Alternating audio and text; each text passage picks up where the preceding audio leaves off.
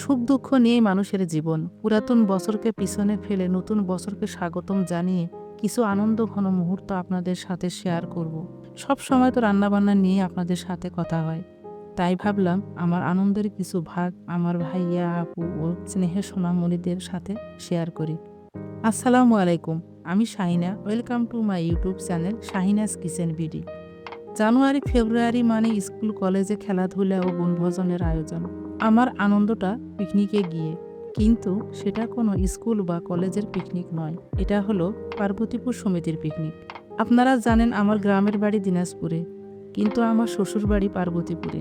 দিনাজপুর ও পার্বতীপুর দুটোই রংপুর বিভাগে পড়েছে। বৈবাহিক সূত্রে আমি পার্বতীপুর এলাকার বউ, এই জন্য পার্বতীপুর সমিতির সদস্য হিসাবে পিকনিকে এসেছি।